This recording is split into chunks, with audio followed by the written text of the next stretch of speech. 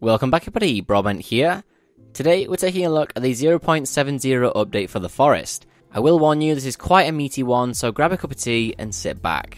Jumping straight into the changes, the collected coins now have new art in the inventory. The modern bow added a few updates ago has had a slight damage reduction as it was a tad overpowered. The flaming upgraded stick has had an animation tweak for the downward attack. Previously you used to poke the ground, and if it was lit, you'd be holding it by the fire.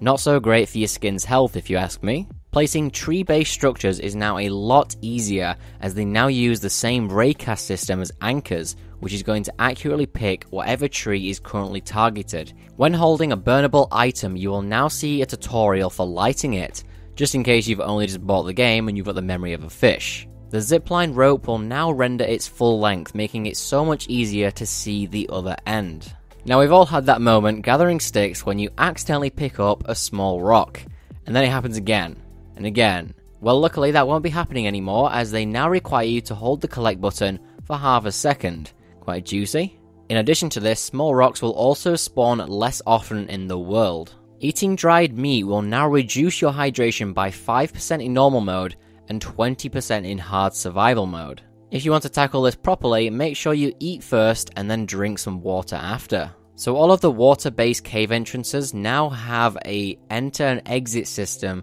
just like normal land-based cave entrances. This also comes along with a smooth animation, which I'm a huge fan of. Thirst damage has also had some major tweaks this update. You will now take more damage less frequently to make this less annoying. Just make sure you drink something from now on, yeah? When exiting the caves, you used to be able to witness some elements of the world pop in. However, the timing of this process has been tweaked to make it less visible. So the boars have been hit with the latest and greatest performance enhancing drugs. They now hit harder and run faster. Standing fires no longer set the player on fire, making it much easier to use them to light your arrows. This also applies to enemies and animals. You can now collect boiled water from a pot using your water skin, a change that I welcome with a warm heart and a candlelit dinner. The animal spawn range has been slightly reduced, so you'll perhaps see more animals closer to your player. If you have the plastic torch equipped when picking up a story item, you will shine the light on the item. A great change, but I'd like to see this happen automatically with the lighter as well, as not all the players have the plastic torch. So you can now destroy mushroom stumps, because why not? Poisoned weapons will now display a visual to indicate that they are, yep, you guessed it, covered in poison. The poison is unfortunately still a one-time use, so don't get too excited there. Now everyone playing the forest has been at one point teamed up by 10 to 20 cannibals, and it's not fun. Well, now enemies tend to keep their distance if the player is already surrounded by enemies. So say for example you've got 3 cannibals attacking you and there's 5 just sitting back and watching until you kill those 3. Interesting change, let me know what you think to this in the comments below. The endgame dialogue has had some extra lines added to it, but I'm not going to include them in this video because honestly it's not worth the 3 minutes of screen time that it would require. I will provide a link however to Zuma's video in the description if you would like to check it out anyway. There has been many changes around controller support this update, but more specifically DS4. The touchpad on DS4 controllers now opens the inventory. Gamepad look sensitivity has been adjusted to allow for more precise aiming. Navigating the book with the gamepad should now be more straightforward. Some rumble effects have been added to situations such as combat and using a chainsaw, but do note this requires the X input option to be enabled. Also, the cursor sensitivity has been adjusted when using a gamepad in the inventory. Speaking of the inventory, it's got a brand spanking new cursor.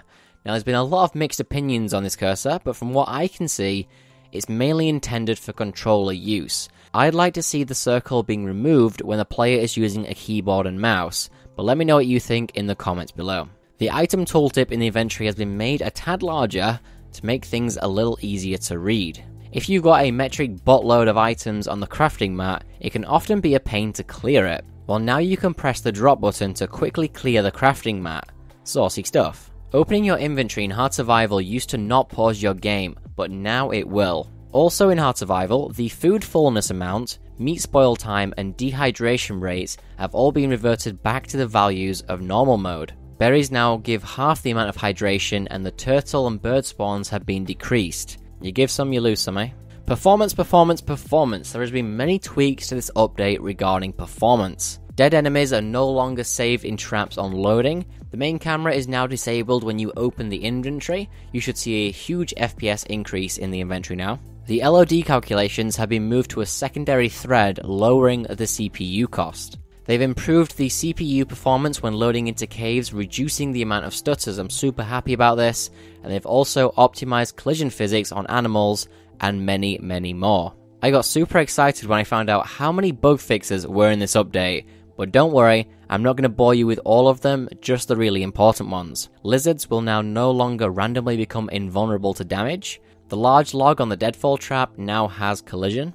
The happy birthday trap will no longer be missing collisions sometimes after being repaired.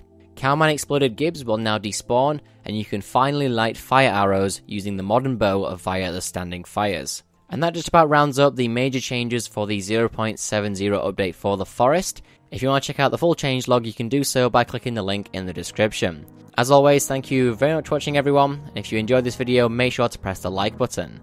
Thanks for watching, everyone, and I'll see you in the next video.